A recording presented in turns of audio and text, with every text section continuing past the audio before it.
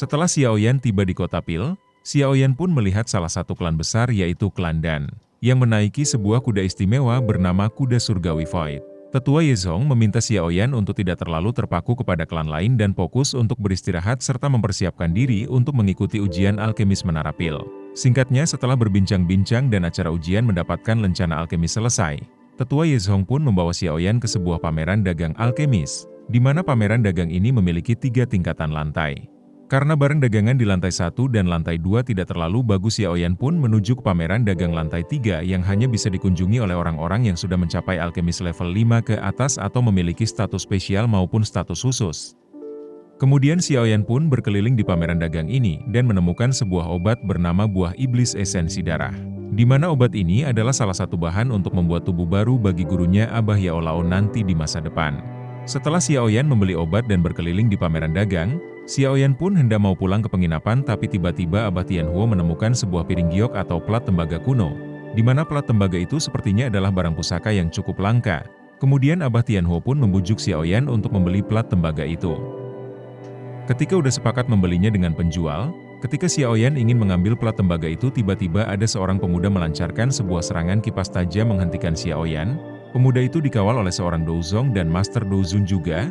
Dia adalah salah satu dari kekuatan besar di dataran tengah yaitu Sakte Xuan.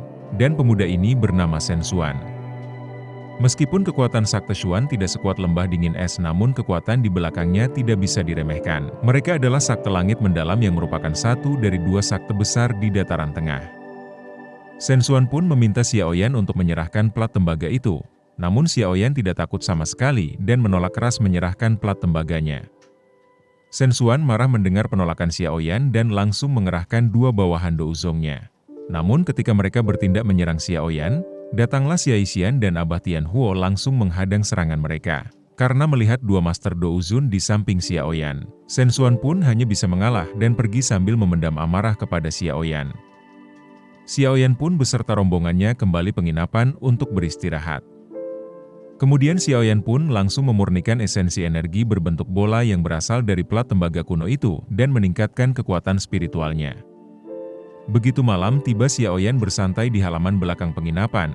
Xiaoyan memutuskan untuk memperhatikan bintang-bintang berkedip di langit. Tapi entah kenapa Xiaoyan merasa jika malam langit ini dipenuhi dengan spiritualitas yang begitu padat. Ketika itulah Xiaoyan menyebarkan kekuatan spiritualnya dengan perlahan membuat kekuatan spiritual mengalir membanjiri seluruh tubuhnya. Cahaya energi menutupi langit-langit kota Pil, kilau cahaya energi menutupi tubuhnya, membuat dunia di sekitarnya juga turut bercahaya terus-menerus. Penyebaran kekuatan spiritual Xiaoyan ini berlanjut untuk waktu yang cukup lama, hingga tiba-tiba, dia menerobos ke tempat misterius yang tidak ketahui Xiaoyan sebelumnya.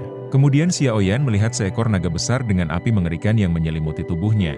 Naga itu meringkuk di tanah, dan saat itulah Xiaoyan merasakan perasaan akrab dan keterkejutan luar biasa saat menyadari jika naga yang diselimuti api mengerikan itu tidak lain adalah wujud dari api surgawi bernama api barat 3000 pembakaran yang disegel Menara Pil.